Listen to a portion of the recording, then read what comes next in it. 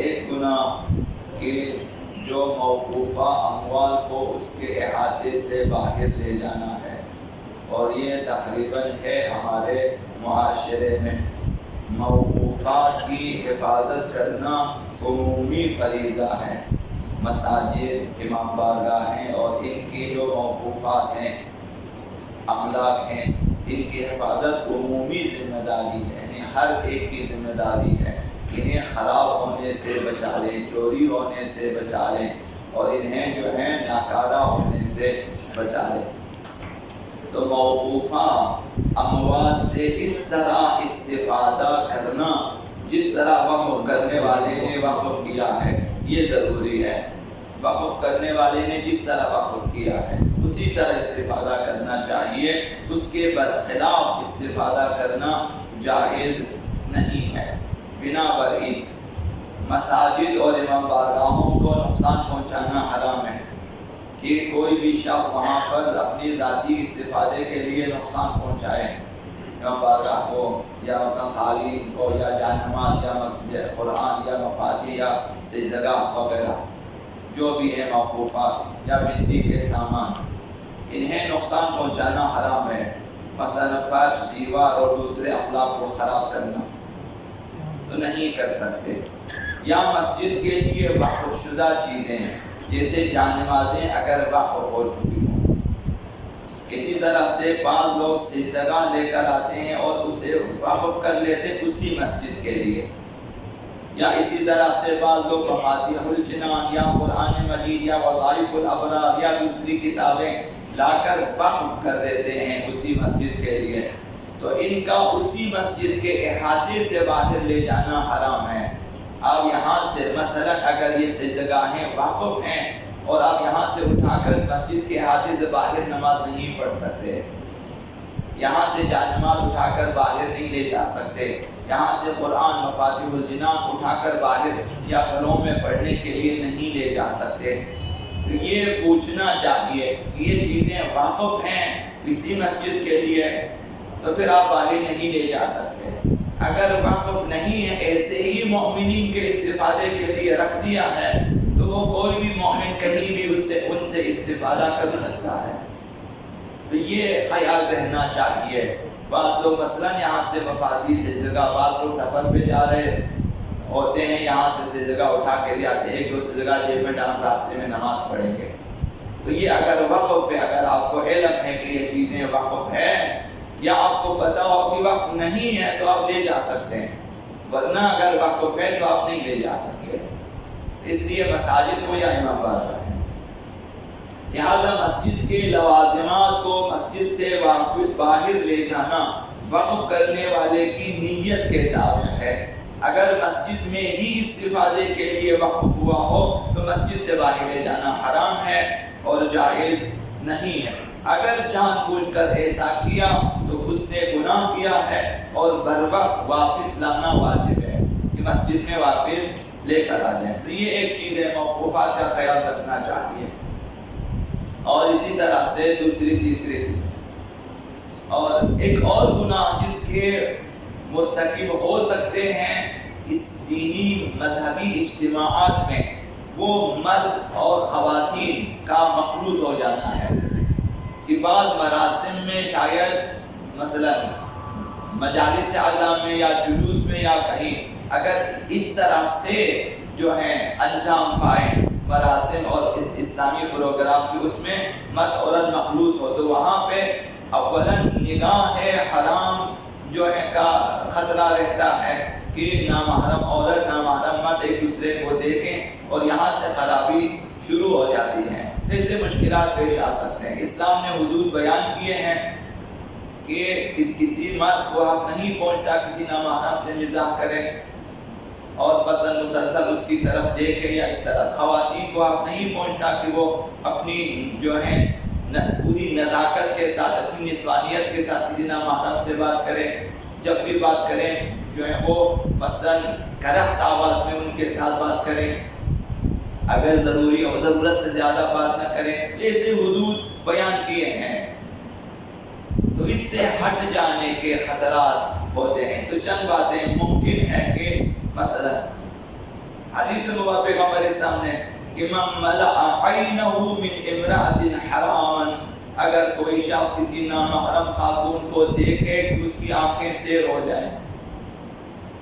اپنی آنکھوں کو نامحرم کی طرف نظر سے پر کر لے، حشاہم اللہ تعالی یوم القیامہ بمسامیر من النار، خداوند تعالی قیامت کے دن ان آنکھوں کو آتشی میخوں سے بھر دے گا، وحشاہما نارا، ان دونوں آنکھوں کو خداوند تعالی آتش جہنم سے پر کر دے گا، حتی یقضی بین الناس، تا ان کے قیامت کے دن میدان محشر میں لوگوں کے درمیان فیصلہ ہو جائے، یہ اس کی آنکھیں ان میں جہنم کی آگ بری رہے گی،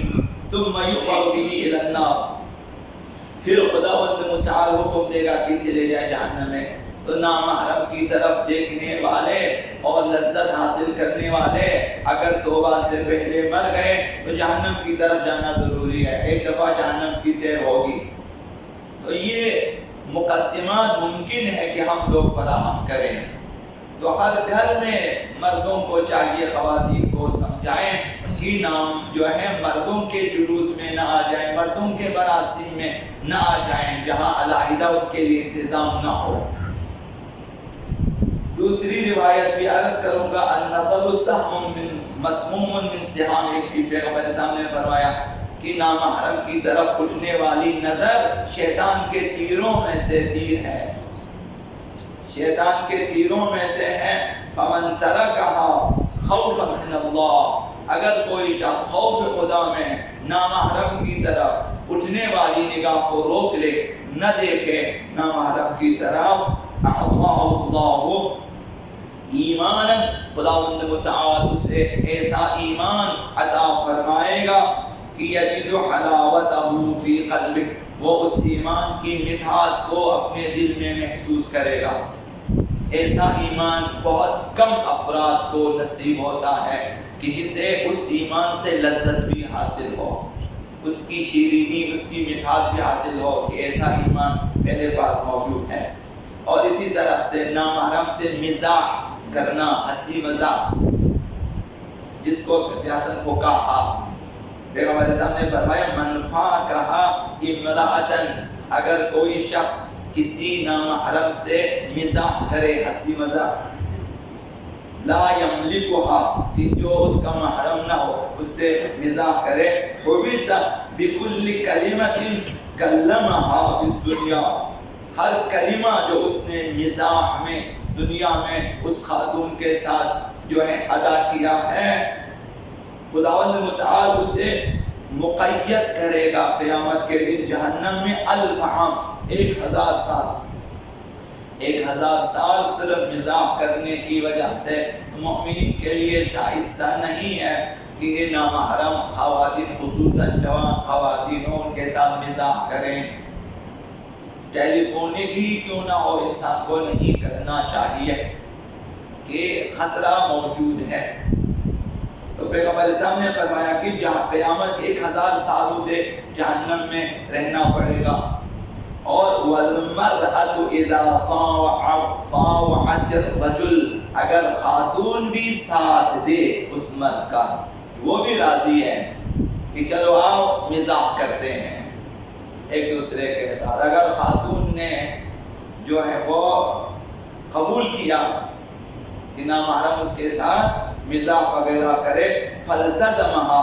چونکہ خاتون نے قبول کیا، اس کی وجہ سے مرد اس کے نزدیک ہو گیا، او قبلها، یا مثلا ناجائز بوسہ لیا، او باشرها حراما، یا اس کے بالکل قریب ہو گیا، ساتھ مل کر بیٹھا دونوں، او فاکہها، یا اب اس خاتون نے قبول کی، اس وجہ سے مرد نے اس کے ساتھ شوخی اور مزاح شروع کیا، او واصاب منها، کوئی بھی گناہ اس خاتون کی قبولیت کی وجہ سے انجام پایا اس مرد کی طرف سے، چونکہ عورت نے نہیں روکا اسے، اپنا چہرہ نہیں بگاڑا، غصے کا اظہار نہیں کیا، قبول کیا،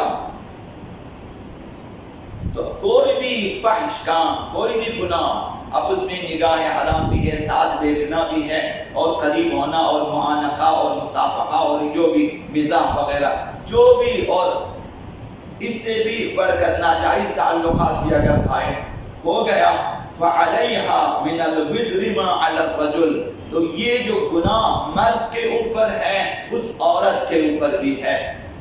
اس خاتون کے اوپر بھی وہی گناہ ہے کہ 1000 سال اس کو بھی جہنم میں رہنا پڑے گا۔ اور اگر فَإِنْ غَلَبَهَا عَلَى نَفْسِهَا، اگر وہ خاتون نے اپنے اوپر قابو رکھا اور راضی نہ ہوا، اور مرد نے زبردستی اس کے ساتھ ہنسی مزاح یا نزدیک بیٹھنا یا ہاتھ ملانا، یا یہ مرد کی طرف سے زبردستی ایسا ہوا، تو پھر كَانَ عَلَى الرَّجُلِ وِزْرُهُ وَوِزْرُهُ وَوِزْرُهَا، تو اس شخص پر خود اپنا گناہ بھی ہے اور جو کچھ عورت کے ذمے گناہ آنا تھا وہ بھی اس کے اوپر ہے، تو یہ دگنا گناہ مرد کے اوپر آ سکتا۔ تو جہاں تک ہو سکے نامحرموں سے دور رہنا چاہیے، خصوصاً جو ہیں تجارتی مراکز میں، دکانوں میں،